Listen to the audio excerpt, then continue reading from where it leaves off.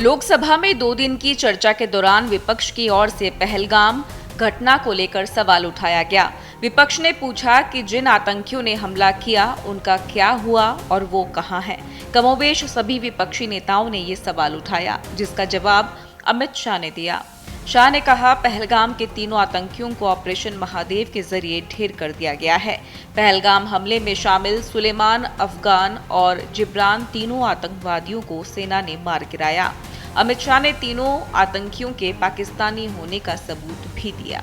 विपक्ष की तरफ से लगातार सवाल उठाया जा रहा था कि पहलगाम में आतंकी हमले के लिए चूक का जिम्मेदार कौन है। लोकसभा में चर्चा के दौरान गौरव गोगोई से लेकर प्रियंका गांधी और अखिलेश यादव सहित कई विपक्षी नेताओं ने ये सवाल उठाया। गृह मंत्री अमित शाह ने जवाब देते हुए कहा, इससे पूछा जा रहा है कि पहलगाम में आतंकी कैसे आए, इसकी जिम्मेदारी किसकी है। सरकार हमारी है तो जिम्मेदारी भी सरकार की है। यकीनन हमारी जिम्मेदारी है क्योंकि हम सत्ता में हैं। लोकसभा में चर्चा के दौरान विपक्ष के सभी नेताओं ने सीज फायर के मुद्दे को उठाने का काम किया। सरकार से सवाल पूछा गया कि क्या डोनाल्ड ट्रंप ने ऑपरेशन सिंदूर के दौरान दोनों देशों के बीच सीज फायर कराया है। विपक्ष के सवाल का पीएम मोदी ने जवाब देते हुए कहा कि दुनिया में किसी भी देश ने भारत को अपनी सुरक्षा के लिए कार्रवाई करने से रोका नहीं है। पीएम मोदी ने अमेरिकी राष्ट्रपति का नाम नहीं लिया, लेकिन उन्होंने स्पष्ट रूप से कहा कि दोनों देशों के सीज फायर कराने में ट्रंप का दावा पूरी तरह से खोखला है। हालांकि पीएम ने यह स्वीकार किया कि अमेरिकी उपराष्ट्रपति जेडी वेंस से उन्हें फोन किया था। जेडी वेंस के 3 से 4 बार फोन आने के बाद बातचीत हुई थी, लेकिन उन्होंने अमेरिकी उपराष्ट्रपति वेंस से स्पष्ट कह दिया था कि पाकिस्तान की युद्ध वाली धमकियों से भारत डरने वाला नहीं है। विपक्ष बार बार जानना चाहता था कि ऑपरेशन सिंदूर के दौरान भारत ने क्या अपने किसी तरह के कोई लड़ाकू विमान खोए हैं या नहीं। कांग्रेस सांसद अमरिंदर सिंह ने केंद्र सरकार पर गंभीर आरोप लगाए। राजा वडिंग ने संसद में फोटो दिखाते हुए कहा कि पंजाब में राफेल विमान के पीछे का हिस्सा गिरा, जिसमें एक व्यक्ति की मौत हो गई थी और 9 लोग घायल हुए। इस मुद्दे पर केंद्र की तरफ से कोई स्पष्ट जवाब नहीं दिया गया।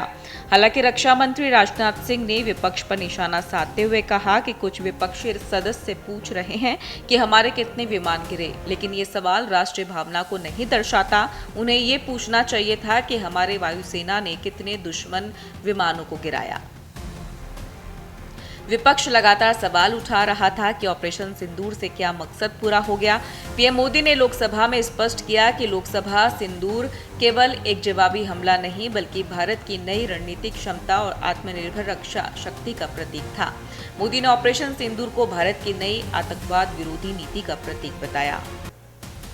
पीएम मोदी ने कहा कि 22 अप्रैल 2025 के पहलगाम आतंकी हमले का बदला भारतीय सेना ने मात्र 22 मिनट में ले लिया।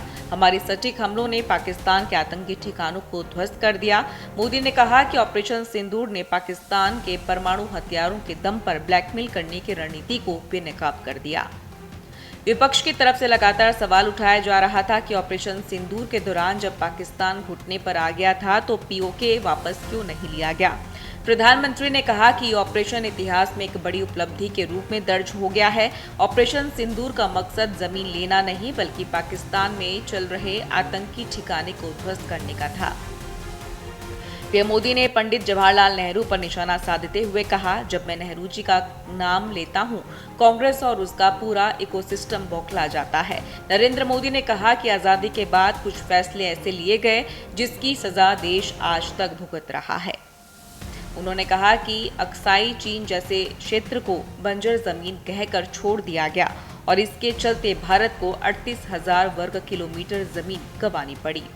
हालांकि ऑपरेशन सिंदूर और पहलगाम हमले पर लोकसभा में बहस खत्म हो गई है और राज्यसभा में जारी है। संसद में भले ही बुधवार के बाद इस मुद्दे पर बात न हो, लेकिन सड़क पर सत्ता पक्ष और विपक्ष के बीच शह मात का दांव चलता रहेगा।